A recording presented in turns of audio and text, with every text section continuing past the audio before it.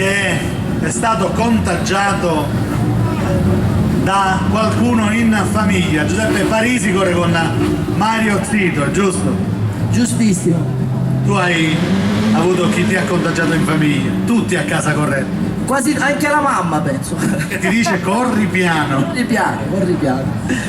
Allora i papà ci contagiano, le mamme dicono corri piano, è vero?